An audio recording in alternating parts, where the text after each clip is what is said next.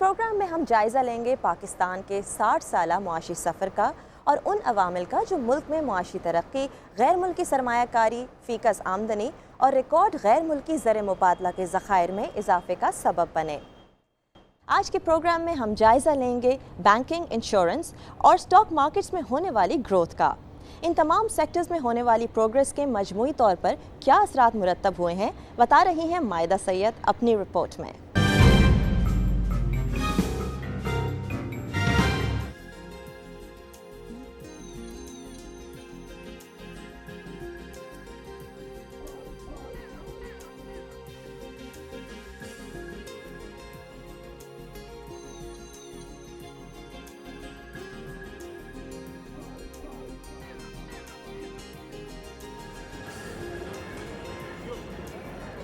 عام آدمی کی نگاہ سے دیکھا جائے تو پاکستان کے بینکنگ سیکٹر میں سب سے بڑی تبدیلی یہ آئی ہے کہ پہلے اسے قرضہ لینے کے لیے بینکس کے چکر کاٹنا پڑتے تھے، لیکن اب بینکرز کو قرضہ دینے کے لیے اس کے پیچھے چکر لگانا پڑتے ہیں۔ یہ پاکستان میں بڑھتے ہوئے تبدیل شدہ اور مضبوط بینکنگ سیکٹر کی ایک اہم نشانی ہے۔ 1980 اور 90 کی دہائیوں کے دوران جہاں عام آدمی کے لیے قرض کا حصول ناممکن کے قریب تھا، اب وہاں صورتحال یہ ہے کہ بینکوں نے اب تک 362 ارب روپے سے زائد کی سرمایہ کاری کنزیومر فائنانسنگ میں کی ہے۔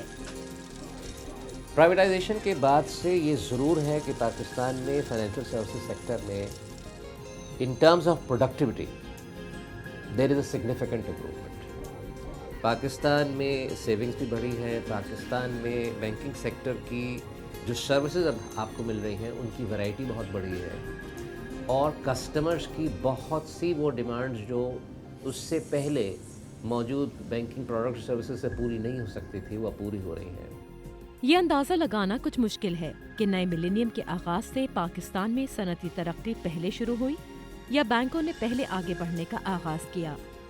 بہرحال صنعت اور بینکاری کے درمیان تعاون کا نتیجہ یہ رہا کہ 2000 سے لے کر 2007 تک پاکستان میں جی ڈی پی میں ترقی کی شرح 1.97% سے شروع ہو کر 7% سالانہ سے بھی تجاوز کر گئی، اور اگر خاص طور پر مالیاتی شعبے کو دیکھا جائے تو یہ چوتھا مسلسل سال ہے کہ جب اس میں ترقی کی شرح 2 حصوں میں دیکھی جا رہی ہے۔ ورائٹی کافی کریٹ ہوئی ہے انسٹیٹیوشنل ارینجمنٹس میں، پروڈکٹس اور سروسز میں بہت امپروومنٹ ہوا ہے، اور اس کا ایفیکٹ آپ کو نظر آ رہا ہے کہ پچھلے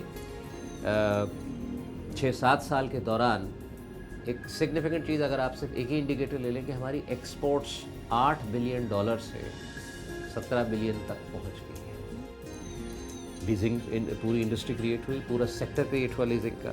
انشورنس کے اندر خاصی امپروومنٹ آئی، اور آج آپ یہ دیکھیں کہ انشورنس کمپنیز کی جو پروڈکٹس ہیں اس کی ورائٹی بہت ایکسپینڈ ہوئی ہے۔ اب پاکستان میں ایگریکلچرل کراپس کو بھی انشور کیا جانا شروع کیا ہے، جو اس سے پہلے بالکل نہیں ہوتا تھا۔ یہ بہت بڑا مسئلہ تھا ہمارے گروورز کے لیے کہ ان کو انشورنس کور نہیں مل سکتا تھا۔ So that I would say is a remarkable improvement۔ Pakistani بینکوں کا سٹاک مارکیٹ کی کیپٹلائزیشن میں حصہ 1/3 سے زیادہ ہے۔ بینکنگ سیکٹر میں ترقی اور اس کے ساتھ دوسرے شعبوں میں ترقی کی رفتار کراچی سٹاک ایکسچینج پر یوں اثر انداز ہوئی کہ 2002 میں مارکیٹ کا 100 انڈیکس 2000 ہوا کرتا تھا، اور آج 7 گنا اضافے کے بعد 14,000 کے قریب پہنچ چکا ہے۔ سٹاک مارکیٹ میں مثبت رجحانات اتنے طاقتور ہیں کہ سیاسی بے یقینی ہو یا امن و امان کی کوئی صورتحال، مارکیٹ کئی مشکل مرحلوں سے گزر کر بھی اپنے لیولز برقرار رکھے ہوئے ہیں۔ 14,000 سے اگر ہم انڈیکس میں بہت زیادہ ڈپ دیکھیں گے تو شاید یہ 13,500 پہ ڈیفینیٹ سسٹین کرے گا، اور نیا لیول ہم اس میں سمجھتا ہوں 20,000 تک کا دیکھ سکتے ہیں الیکشن کے بعد۔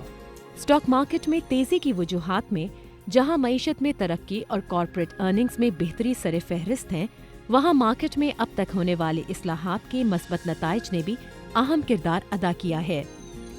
یہ حقیقت اپنی جگہ کہ مارکیٹ میں اصلاحات کے اس عمل کی کچھ مزاحمت بھی ہوئی، لیکن اصلاحات کے نفاذ نے پاکستان کی سٹاک مارکیٹ کو غیر ملکی سرمایہ کاروں کے لیے پرکشش بنانے کے ساتھ ساتھ سسٹم کے رسک سے اتنا محفوظ کر دیا کہ 2007 میں 2 مختلف دن مارکیٹ 4% کے قریب گری، لیکن ڈیفالٹ کا کوئی ایک کیس بھی سامنے نہیں آیا۔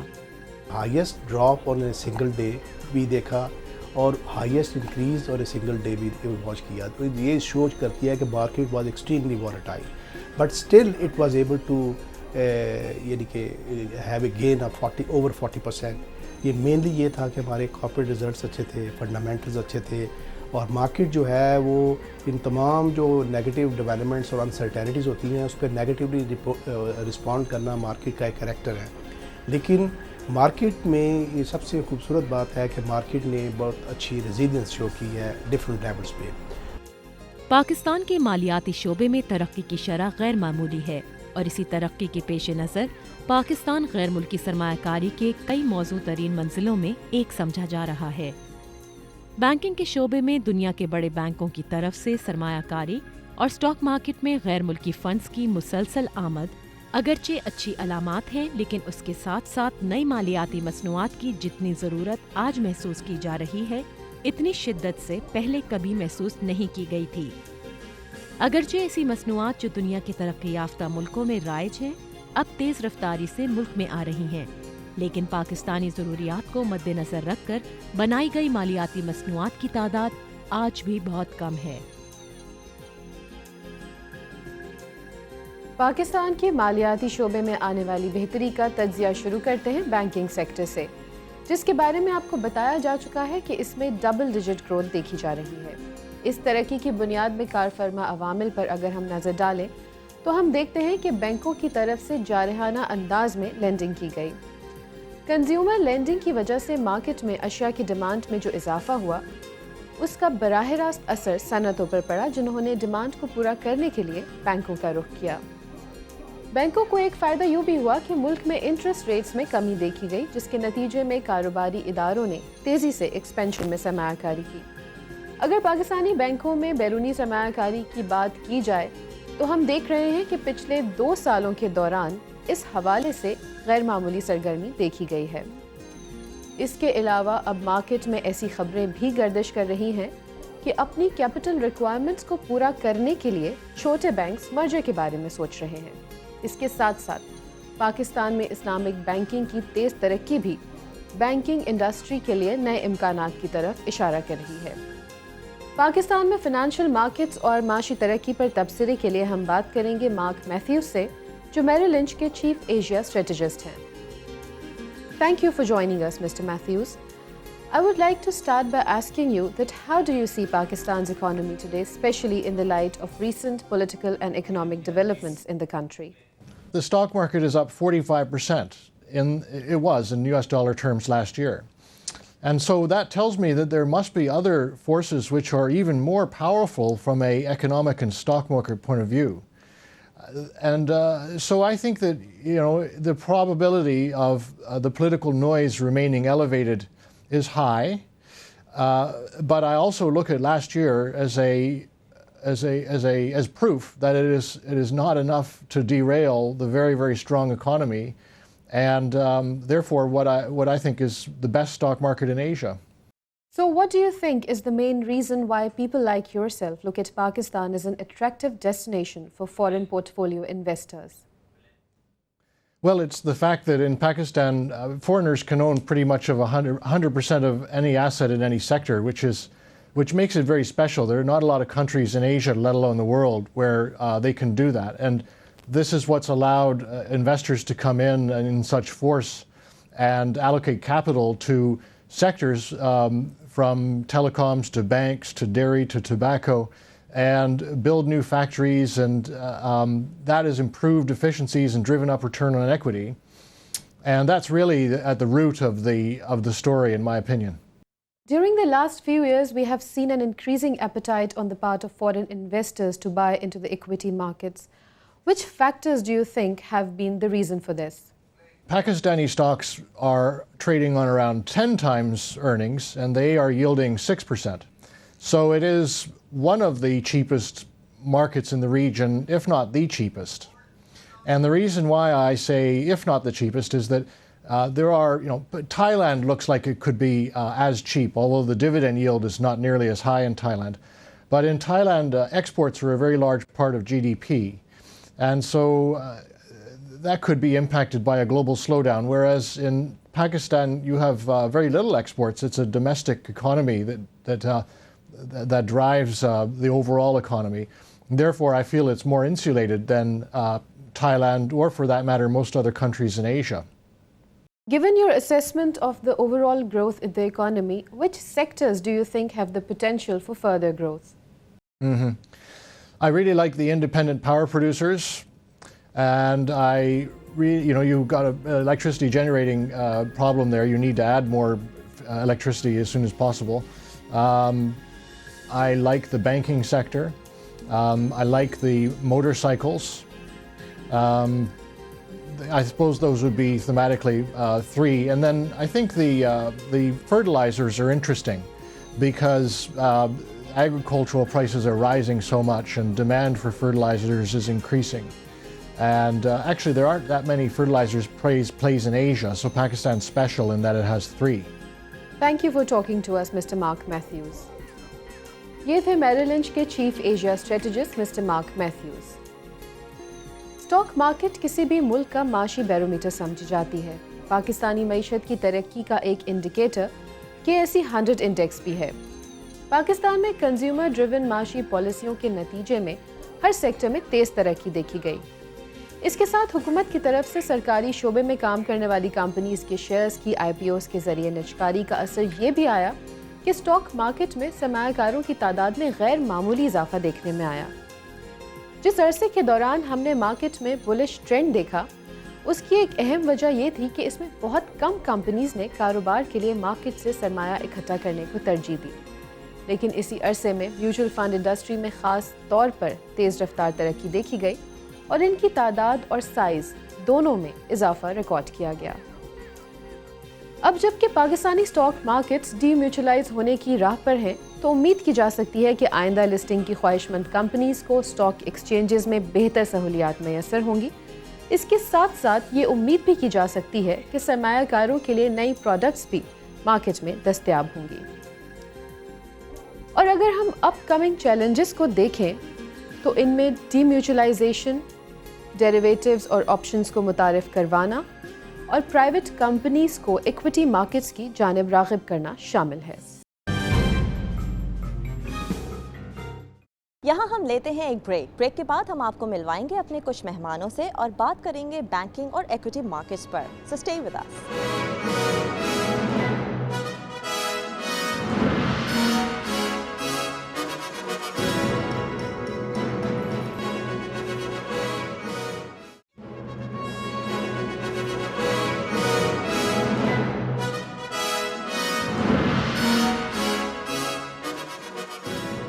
Welcome back. ناظرین، بریک سے پہلے ہم بات کر رہے تھے بینکنگ، انشورنس اور اسٹاک مارکیٹ کی ترقی کے اثرات کا.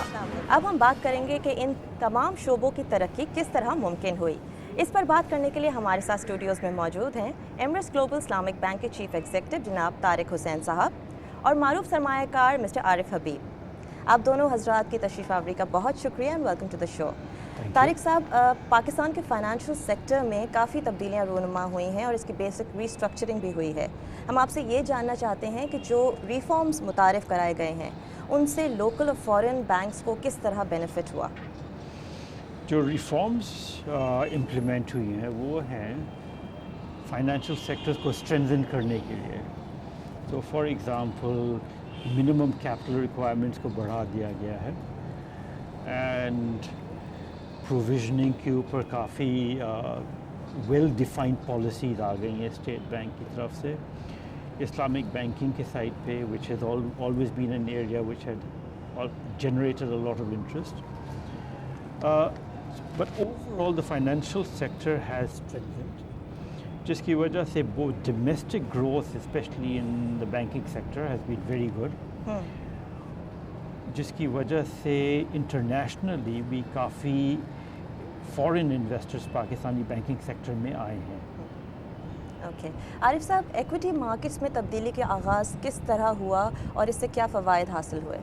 فرسٹ ٹائم جب the foreign investors were allowed to invest in the Pakistani capital market. Since then پھر جو ہے وہ بہت ساری جو ہے وہ ریفارمس ہوئیں جس میں جی فارن پورٹ فولیو انویسٹرز جو ہے وہ اٹریکٹ ہوئے اور اس کے ساتھ ساتھ پھر یہ ہے کہ کوالٹی آف ریسرچ جو ہے وہ پاکستانی کیپٹل مارکیٹ کی جو ہے وہ امپروو ہوئی. ان کے جو سسٹمز ہیں جس میں کہ جو ہے وہ آٹومیٹڈ ٹریڈنگ سسٹمز ہیں, سینٹرل ڈپازیٹری سسٹمز ہیں, پھر یہ ایک رسک مینجمنٹ سسٹم ہے, پھر اس کے علاوہ ان کراچی اسٹاک ایکسچینج کی مینجمنٹ اینڈ بورڈ کی ریسٹرکچرنگ جو ہے وہ انٹروڈیوس ہوئی, اور اب لیٹلی جو ہے وہ ڈی میوچلائزیشن پہ کام ہو رہا ہے. جی. تو یہ سارے ایسے ریفارمز تھے کہ جس کے بعد جو ہے وہ ہماری کیپٹل مارکیٹ کی ایفیشنسی جو ہے وہ بہت زیادہ امپروو ہوئی, اور پرٹیکولرلی کچھ پچھلے سالوں میں تو مارکیٹس نے جو ہے وہ پرفارم بھی بہت اچھا کیا because of the positive economic policies of the government. Arif sahab, D میوچلائزیشن کی بات آپ نے کی, آپ پوسٹ ڈی میوچلائزیشن سینیریو کیا دیکھ رہے ہیں اور اس کے کیا مقاصد ہیں؟ دیکھیے اس وقت جو اسٹاک ایکسچینجز ہیں ان کا میوچلائز اسٹرکچر ہے, مینز جو تمام جو بروکرز ہیں وہ اس کے شیئر ہولڈر بھی ہیں. جو ڈی میوچلائزیشن کا جو آبجیکٹیو یہ ہے کہ اس میں شیئر ہولڈنگ اور بروکریج لائسنسز کو الگ کیا جائے گا, اور جو شیئر ہولڈنگ ہے اس میں اور اسٹیک ہولڈرز کو انوائٹ کیا جائے گا. فار ایگزامپل جو اس وقت جو 100% شیئر ہولڈنگ بروکرز کے پاس ہے وہ ڈائلیوٹ ہو کے 40% ہو جائے گی. 20% share holding of the stock exchange جو ہے وہ جنرل پبلک کو آفر کیا جائے گا, اور اس کو اسٹاک ایکسچینج پہ جو ہے وہ لسٹ کیا جائے گا اسٹاک ایکسچینج کی اینٹیٹی کو. پھر اس کے علاوہ جو 40% بیلنس شیئر ہولڈنگ ہوگی وہ فائنینشیل انسٹیٹیوشنز کو جو ہے وہ آفر کیے جائیں گے, جس میں کہ انٹرنیشنل اسٹریٹجک انویسٹر بھی شامل ہوگا, جس میں کہ international stock exchanges can also have the share holding of the Karachi stock exchange. تو اس میں یہ ہوگا کہ یہ جو کوالٹی انویسٹرز جب اس کے شیئر ہولڈر ہو جائیں گے, اور یہ جو اینٹیٹی ہے یہ اس وقت non profit organization type of thing, اس میں یہ جو آرگنائزیشن فار پروفٹ ہو جائے گی, اور اس میں ایک کمرشل موٹیو ہوگا آف دی مینجمنٹ. دونوں سے میرا یہ سوال ہے کہ ایک رپورٹ کے مطابق خلیجی ممالک کے سرمایہ کاروں کے پاس کرنٹلی $1.3 ٹریلین کے ایسٹس ہیں, اور جو وہ اسلامک پروڈکٹس میں انویسٹ کرنا چاہ رہے ہیں. آپ کیا سمجھتے ہیں کہ ان انویسٹرز کو پاکستان میں لائے جانے کے لیے کیا حکمت عملی یا اسٹریٹجی ہونی چاہیے؟